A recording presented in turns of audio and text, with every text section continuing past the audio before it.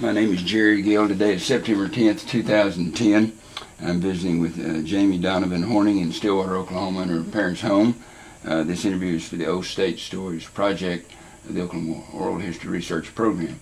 And Jamie, thanks for, I know you're here for Parents Weekend, I think? Yes, And I appreciate you taking time out of the activities to do this interview. You're welcome. If I recall correctly, it's 5 generations your family have attended Oklahoma State University, beginning with your great-grandmother, Gay Albright Clark. Right. Okay. Your grandmother, Jamie Dunn. Your mother, Gaylyn Bullock, also graduated from OSU, and your son, Matthew, is now a junior at Oklahoma State University. Yes, he is. It's pretty special. The five generations. Yes, we think it is. Yeah, especially being women going to school. Right. That's very. I think that's very special. Well, particularly your great grandmother was very unusual, wasn't it, at that time for a woman to go to college? That's right. It was 19 teens, I believe, as I recall. 1916, She was born in 93, so count 18 from there. Okay. Yeah. Well, speaking of of your great grandmother Clark, what do you remember about her?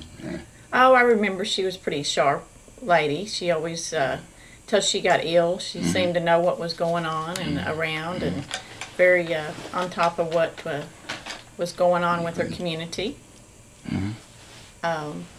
She stayed active in what she could. I didn't know her. I mean, I didn't know. She was much. I guess she was probably in her late 60s, 70s when I was old enough to remember. Besides being a little child. How old were you when she died? I was in. I think I was probably early 20s. And so you didn't get a chance to yes, grow yeah. up We actually every time we came up to Stillwater to see my grandmother Dunn, we'd drive over and see great grandmother Clark. So yeah. Did she ever tell any stories about her time at OSU, or then of course Oklahoma A&M?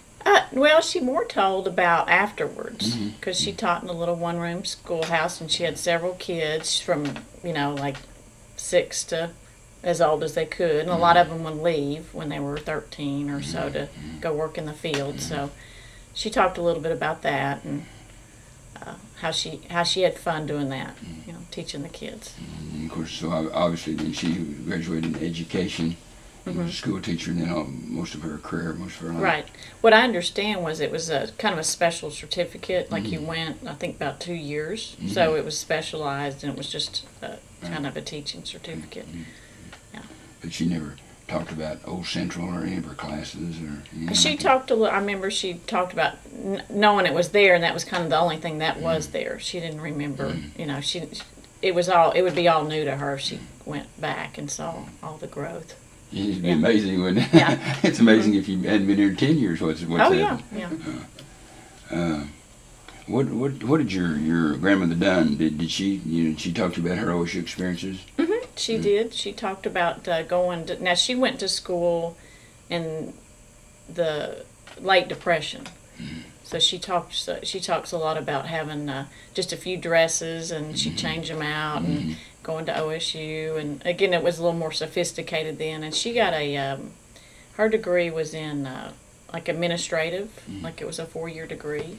So she learned all the things that we don't use anymore, but shorthand and the dictaphone, and she learned all that. She did that, but she talked about. Of course, she met her future husband there, so she talks about that. But yeah, dances and parties and the fun stuff.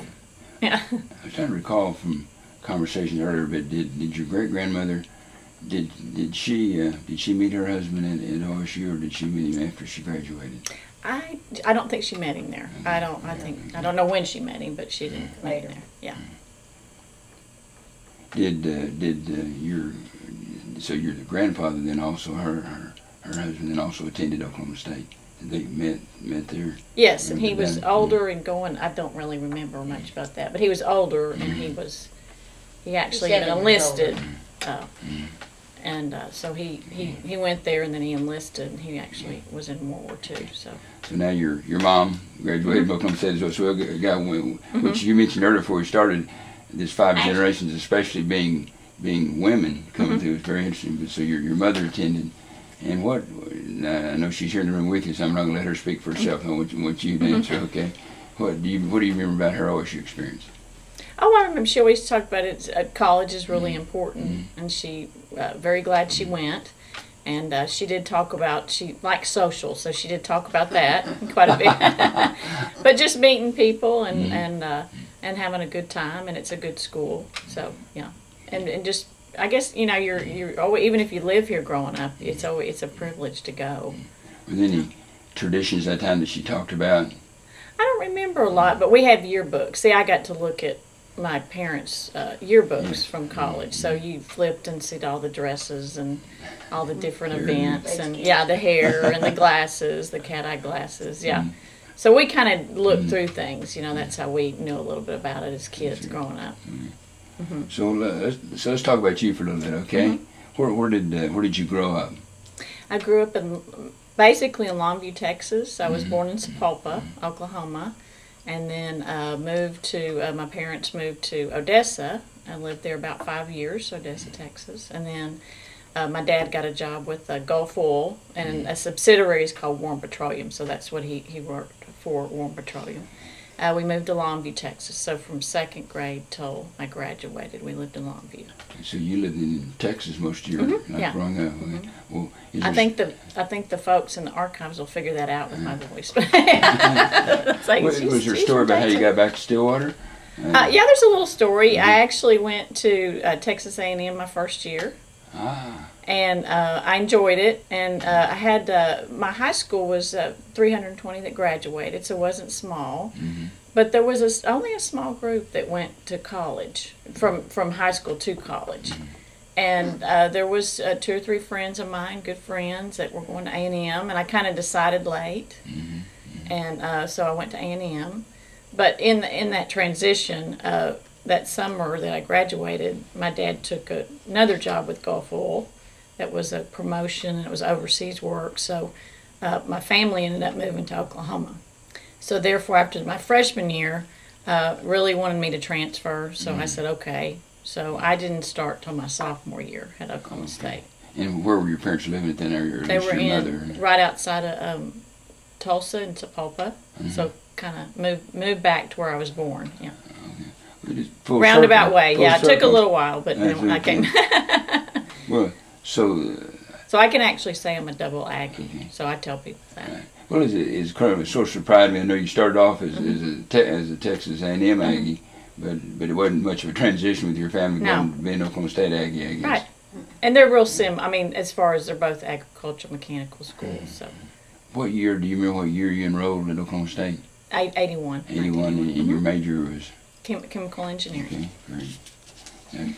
There probably wasn't a lot of chem engineering women at that time either, was there? Actually, there wasn't a lot, but there was 4 in my class of 30, and or 35. So there was a little bit, but that's when they were really starting. I think they were actually trying to, in a way, recruit, you know, if there was women that were made good grades, and because some of the other engineering disciplines had more. And now I understand it's probably 50% or more. So was Ruth Urbar, was she in charge of or helped with the women's engineering program at that time? Do you remember? She was there. I don't think she was really. I don't remember her being in charge of the women's engineering. But no, she was there as a professor, and we had a class with her, so she taught one of our classes. Who were do you recall some of the professors that you worked with? Was there some professors or administrators that had an influence on you when you were a student? Oh, I kind of laugh because the answer is yes and no. Because in engineering, I'm not sure they're really there to influence you more than torture you. But that's there was that's not their forte. Yeah, but no, they all taught well, and they all wanted the kids to succeed, and they pushed us. I was in a class.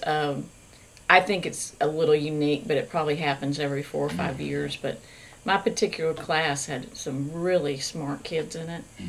And that's why I think they kind of punished you, because there was 2 4.0s in my class. There was many of them that had 3.5 averages and better in engineering.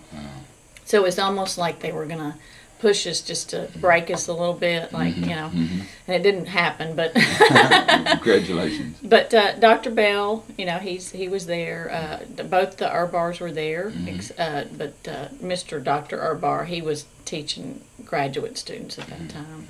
Dr. Willis, and he I think he went to the other university. He moved on, and there was a few others, but they're all good. They're all good. Did you have him? Johansson came at the end. He's still there.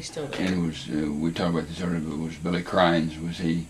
Yes, and he more taught again the graduate students. And he was head of the school, chem engineering. Right. Okay. Really good group of professors. You know, you came out of there prepared. I mean, Absolutely. Yeah. Where did you live on campus? I actually was in the sorority. I was in Kappa Kappa Gamma sorority house. So when I transferred, I was actually a pledge at Texas A&M and initiated there.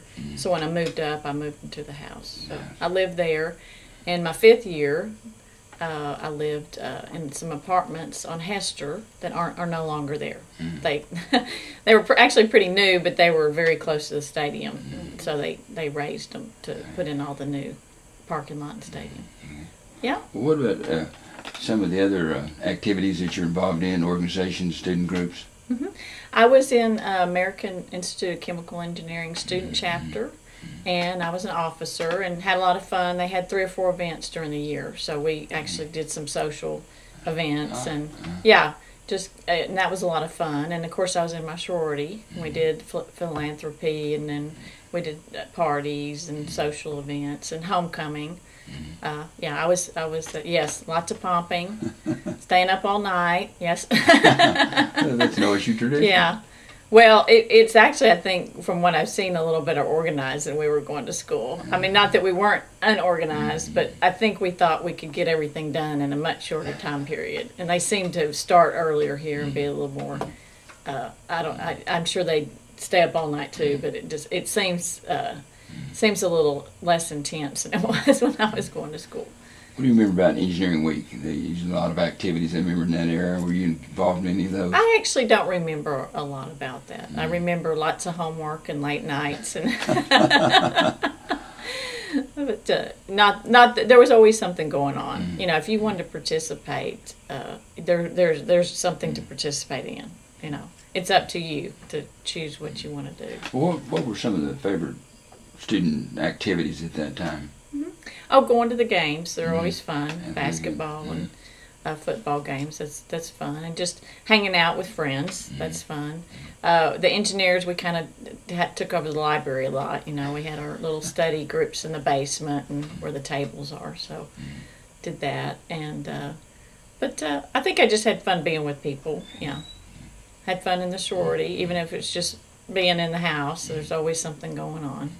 What were the favorite student hangouts at that time, on campus and off campus? I guess the one is probably the student union, just to go get a cup of coffee or Coke or something and just sit. The Fox, is that right? Yeah. The Fox, and then Eskimo Joe's was just getting popular then. It really wasn't. In fact, I went with someone. He was my boyfriend at the time, and we lived pretty close.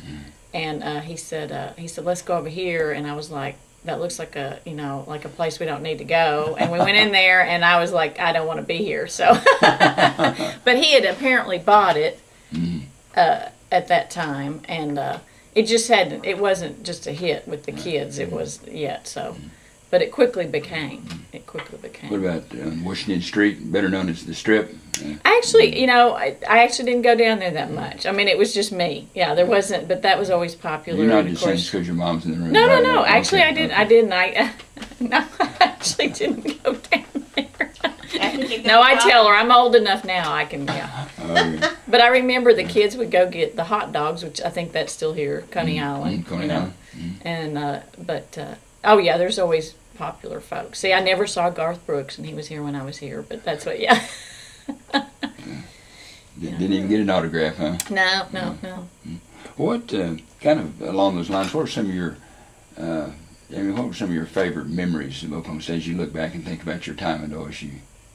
Oh, I think just going to school here, there wasn't anything in particular. I will, before I forget to say it, I did not discover the dairy barn until I think it was either my it was either late junior year or senior year, so I really missed out on that. So for the archive record, I tell everybody. And for the archives, you can explain what the old dairy building, what you're talking about. Well, they actually, it was the agricultural students, and they had ice cream and cheese and milk, but everybody went for the ice cream.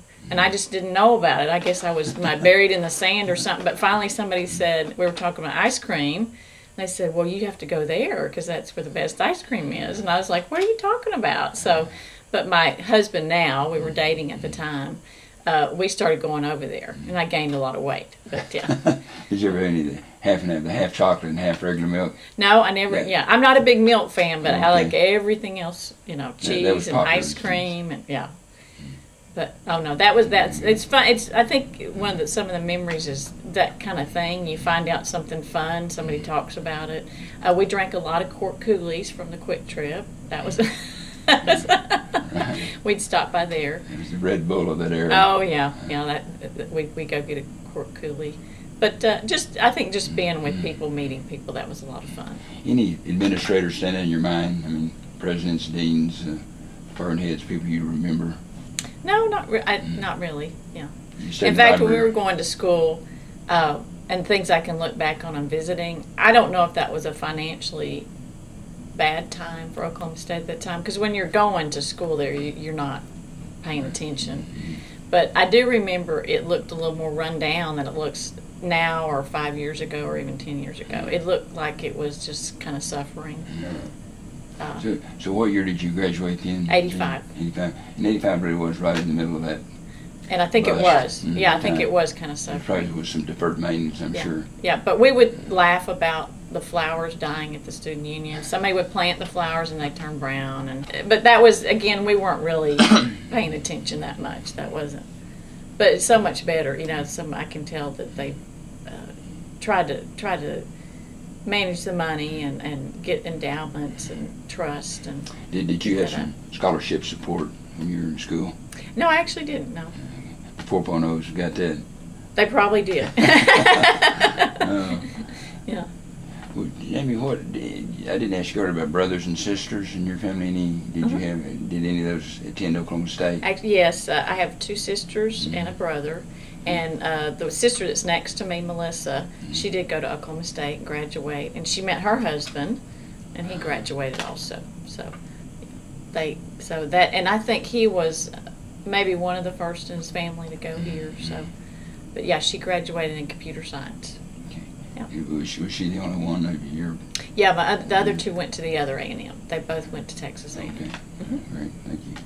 So, as you indicated that your husband did he graduate the same year? Did y'all graduate together in 85? 85. Did you say? Yes, we did. Okay. Yeah, we were in the same class. Can you share a little bit about your professional life and journey after you left Oklahoma State?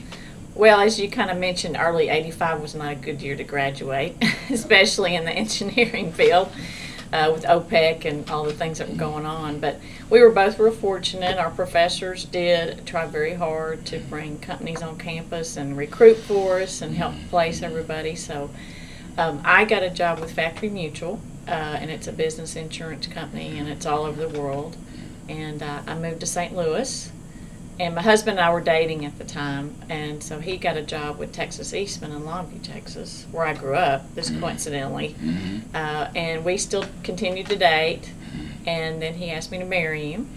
And he tried really hard to get a job in St. Louis, and I was seeing what was available in Longview, and we ended up moving to Longview and getting married. And then I worked for another company, Thiokol, for a few years.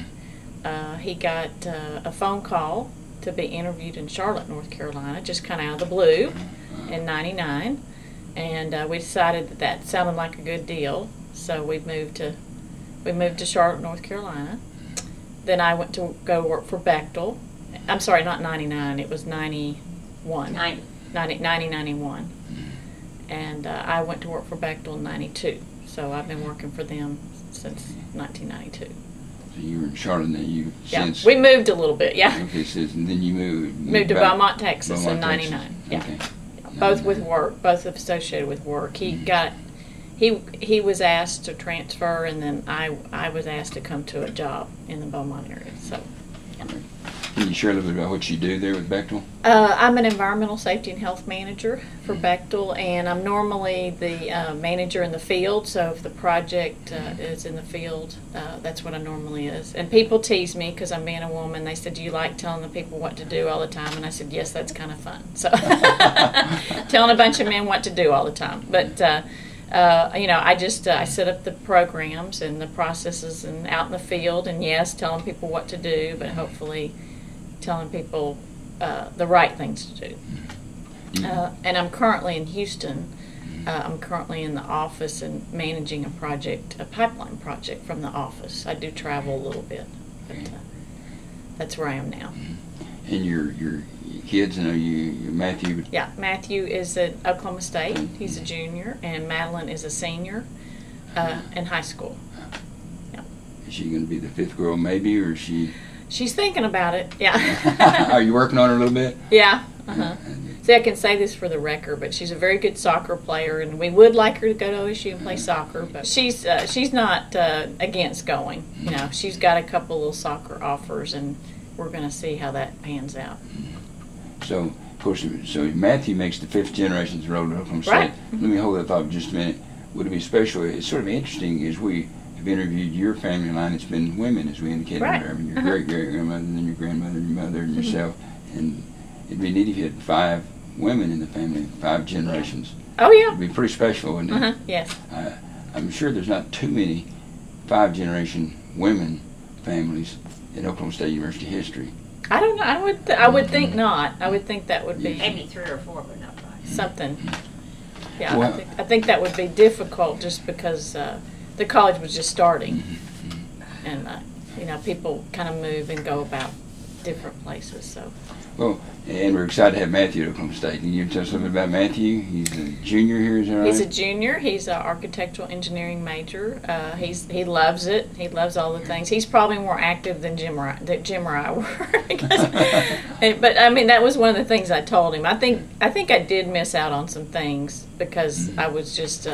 I actually had switched majors. I was pre-med. I switched to engineering, so I was just behind. I was behind in every class, and I was trying to catch up. And so he entered in knowing what he wanted to do, and so he's got a pretty good workload, and he's very involved. He's in a fraternity, but he loves to play intramural sports, and he volunteers for quite a bit, and so he's having a good time. Yeah. Well, student volunteerism is strong at Oklahoma State. Right. And it's great that he's involved in that. Did you say which fraternity he's in? He's a Sigma Chi. Sigma Chi. And I think they push him a little bit. They're always talking about if you join something, then you need to run for an office and don't just join, participate, and be part of it. So Matthew's in the Beaumont, Texas area. I mean, did he have a choice about Oklahoma State, or he was really excited about? I say that, No, yeah. jokingly, but was he excited about coming to Oklahoma State? Oh no, actually, we told him. We said you choose where you want to go, and if you have a major you like already in high school, you need to find a school that has that. Don't go to a school that is not going to have what you need, because then you'll be a little miserable, and then you probably switch anyway. But he's wanted to do the architecture engineering for quite some time. So he knew they had a good program, and he's been pretty set on it for a while. And that's good that OSU had it, because that is a good, strong program Oh, at yeah. Oklahoma State. Yeah. That's great that it worked out for you. Having attended Oklahoma State University, has that impacted your life? Oh, I think it's a good, solid school. It's something you can be proud of, going and graduating. I don't think it affects my life hugely. It just the fact that you finished and you can go and have a career. And there's a lot of people from OSU in Texas, and you run into them, and it's just nice to be part of something that you see in other people. You remember the Alumni Association? Oh yeah. Got that orange sticker on the back of your car? Uh-huh. All right. I had to ask that question. I was alumni director 22 Okay. years. We pay every year. That's great. You get a life membership, and you don't have to worry That's about it. right. Family reunions, or just get-togethers for the family. Does discussion about Oklahoma State ever come up? Oh, I think so. Yeah, especially with my mother living in Stillwater, it's hard not to. But no. Are there some kind of generational stories that you remember, or there's some different experiences? don't really remember too many. Yeah. So there's none of these favorite stories that are kind of told and retold. Not about Oklahoma State, different things. But I just grandmother Dunn does talk a lot about dances, and of course that was kind of the war right around that time also. So, and the Depression, and didn't have as much. I guess the money wasn't there, but you could still socialize and have fun and have the dances. Yeah, we didn't go in Theta Pond. We didn't like walk on the bushes and everything. I heard all about that, but we never did. Yeah. You're a serious student, sound like to me, Jamie. It's a mother that wasn't too serious. Yeah, yeah. I think the only excitement that happened that I could talk about was, and I get a tickle out of this, but Engineering North, the stairs for an engineering building, they're really horribly designed, and you fall up the stairs. Because the rise and the run's not correct. But we'd always watch students and you fall flat on your face. When you up the stairs. Falling up. Yeah. But we'd watch people, of course we fell too, but you watch people and you just go straight down. Because there's no catching yourself. But that's my one big memory.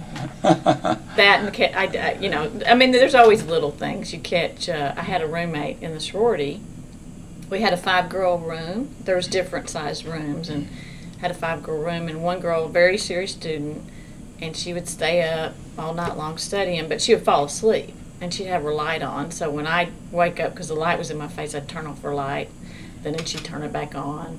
And then one day I was walking through the library, and she was out stone cold in the library. So I went and woke her up, and I was like, no sleeping during the day. You need to sleep at night.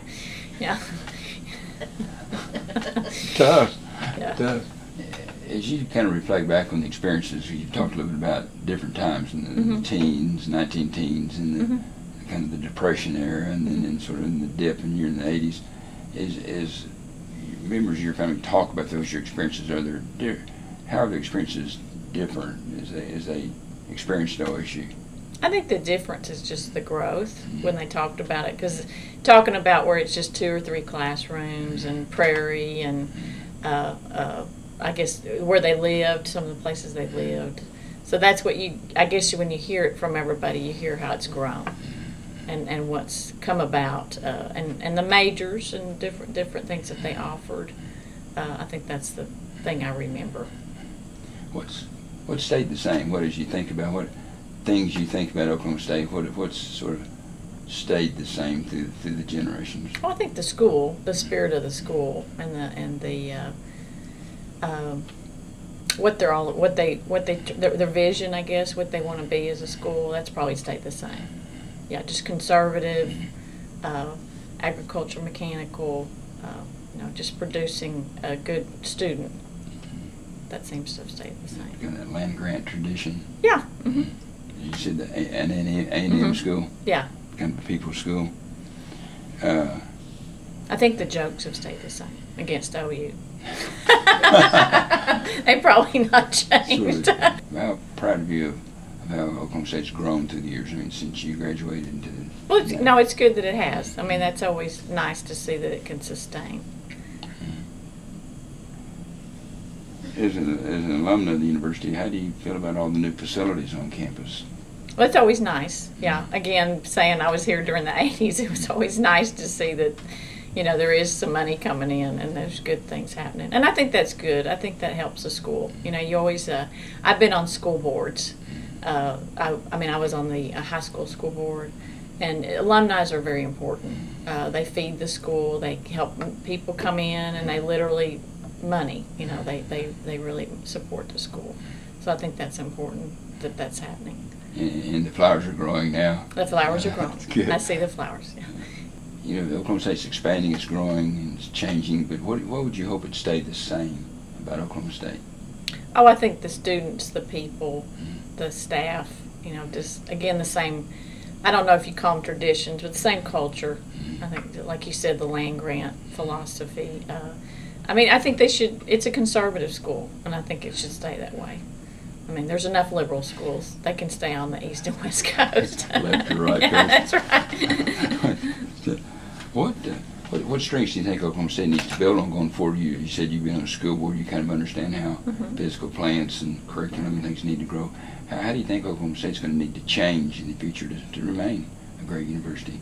I think they just have to keep up. They have to keep up with technology. They have to keep up with what the students are getting or not getting in high school, and keep attracting. You know, they want to keep Oklahoma kids. You know, they don't want them to go off into other schools, which they can because physically it's just not that far of a drive. And just a little background: Texas has a 10% rule, and top 10% can go to any college in Texas and be accepted.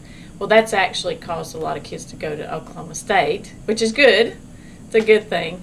But Oklahoma doesn't need to do something like that. You're going to drive kids out. And my kids they went to a parochial school, which was a preparatory school. And that actually hurt that school a little bit because people were nervous sending their kids there, that if they weren't in the top 10%, they weren't going to get in somewhere. So, you know, it's a negative thing. I would encourage Oklahoma not to do that. It drives kids away. How do you feel about the importance of Oklahoma State families that have had 2, 3 generations or more that are now living out of state? How do you feel about OSU being open and welcoming and recruiting students from out of state, particularly alumni, children of alumni, to come back to Oklahoma State? No, that's good. I just wish they gave us a little more money. Matthew has a scholarship, but it's not. The alumni scholarship is actually pretty poor. It doesn't really make a dent in the out of state. So we are paying out of state. And, if I could plug that is, if we've got this many generations, I mean, I don't think my son should be paying out of state tuition. But that's what we still do it. We still support. Well, so have you ever been engaged in any of the alumni activities, attended any events? We haven't really. In Beaumont, there's not a big group. Houston's got a really active group. But there's a handful of Oklahoma State people. But we try to do things when we can. We support it through membership. But, and read the online newsletter. We find out what's going on. Where do you get most information about Oklahoma State from? What's your source? The newsletters. There's a parent newsletter, and then there's actually the OSU alumni newsletter. And I think we've even got the sports. We get a lot of things. Yeah, we learn. I think we get plenty of information. Yeah. Is it, in your opinion, is it important, Jamie, for alumni to stay connected with Oklahoma State University? And you've lived well, literally all over the world almost, but certainly throughout the United States. It's important to stay connected. Oh, I think it is, and there's always a common ground. Yeah, my sorority is the same way. There's always a common. If you can go in any town and kind of call, and you can find somebody. One of the first people I met when I moved to Beaumont was actually a Kappa, which was a little odd, but yeah. And she was married to a husband named Jim, and my husband's named Jim. So, and they've become our friends. But you always have that bond. Do you get back to Stillwater very often? Well, once or twice a year. So that's Parent. We've tried to make Parents Weekend, and I come up for Mom's Weekend for the sororities and fraternities. Can you tell me about some of the activities for Parents Weekend and Mom's Weekend? Well, parents, we try to we participate in the dad. So I'm up here I don't really count. So, but the Sigma Chi fraternity puts on a pretty nice little, they put on a golf tournament and then a dinner and then a tailgate. So we try to participate in that, and we walk around the campus and see what's new, and my son shows me all the places he's been, and he's done the rave thing. He says he's not on the video, but y'all can watch him. He's on when they run in there and do that rave thing at night, and he's done that before. But just kind of relax because my family's here. We see my grandmother. What's impressed you most about changes in the campus? You said you could get on campus and look around. What's changed in your mind most? Yeah, I think just the growth. I'm glad they can still grow, and that there's still the student body. You got to have the students here. So not really anything in particular.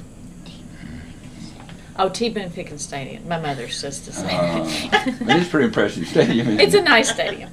But I always tell folks that I know a lot of folks just from the Big 12 because I work with a lot of them. They cannot stand Gallagher because the way it's so loud. So I guess that's the thing that impresses me. Yeah, they don't like playing up here. None of those teams like playing in Gallagher Iba Hall. Huh. Yeah. Wow. It's very loud, it's very intimidating, and there's a lot of students, and Texas. I do not Never like mind. playing up here. Yeah, which is fun. Few, I'm not sure how many, but not that many 5-generation OSU families.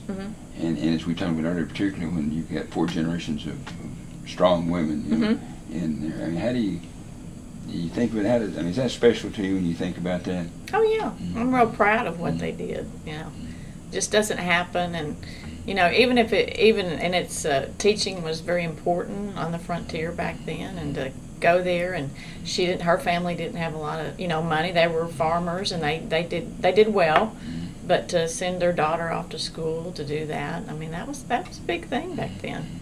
Yeah. And even my grandmother, again, that was in the late 30s, but again, not everybody got to do that. And she likes to tell a story about having 3 dresses, and that's all she had. But to go off, that's a big thing. So, and graduate and have a certificate. So, and even my mother, I mean, there still wasn't a lot of women going, even in the late 50s, early 60s. That was not the thing to do. When you're talking to friends, other OSU people, does it ever come up in conversations? Do people find out that you've been 4 or 5 generations in a row like that? Yeah. I'm pretty proud of it. I like to tell them. Kind of what's their response when they hear? Wow, that it's unusual. It's very unusual.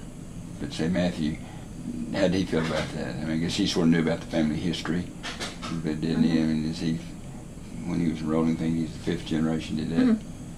Was he excited about that? I think he thinks it's neat, but he's too young in a way. He'll get out and think it. I think in 5 or 10 years he'll appreciate it a lot more.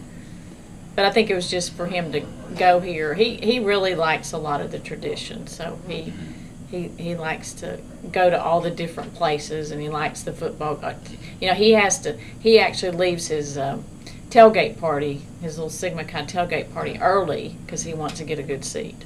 I mean, he don't want to be stuck up too high. He wants to see the action, So he makes it a point to be early and make sure he's right where the action is. Tell him about the cowboy boots. I don't know about the cowboy boots. He has cowboy boots. Got him really early. But Beaumont. Oh, that's right. He actually now Beaumont, Texas, people wear cowboy boots and everything, but it's more Cajun influence, and there's not a lot of hunters and fishermen there, but it's not really a cowboy influence there. That's Southeast Texas. So he actually got up here, and he had to have some cowboy boots. And I wanted to buy them before he got up here, and he said no. And I said, oh no, you got to have some. So he's got his cowboy boots now. I'm not sure how much he dances with them, but he's got his boots. Can you do line dancing yet? Yeah, I think he gets out and does. He says he goes, but I don't know how much he does. Yeah. Jamie, gosh, it's been great having this conversation. What have we left out? What have we not talked about your family and OSU that we need to cover? No, I think you've covered everything. No, I just think it's real interesting. I think there's a picture of Jim's side of the family. We haven't talked about him because they're not married, but where they all had their OSU shirts on. That's kind of fun to see. What about his family, quickly? I mean, how many of his? He's one of 6 brothers and sisters, and they all went. 6 of them? Yes, Wow. And they all graduated. Did his parents go? His parents did not go. His parents they were from Kansas, and they went to school in Kansas. But they moved to Bartlesville. And, they're all very, very smart and could have gone different places. But they all went, and two have masters from Oklahoma State, so stayed on to get masters. Any of their kids in the next generation? They're actually just not quite old enough. Yeah. Are we working on them? Yeah, there's a lot of kids. 2 married Oklahoma State graduates. They met here. Is that correct, or is it 1? no, I'm sorry, just one. It's Jim, myself, and Jim graduated, and then one of his sisters married a man from Oklahoma that graduated from Oklahoma State. There's a lot of OSU folks. There certainly is, and they actually have a daughter. Jim's the oldest, so Matthew's the oldest grandchild. Okay, so and then there is a niece that's 1 year younger than Madeline. So 2 years from now, we'll see if they go to OSU. Yeah, we'll see if any. I'm sure some will. I'm sure their parents will want them to go. So.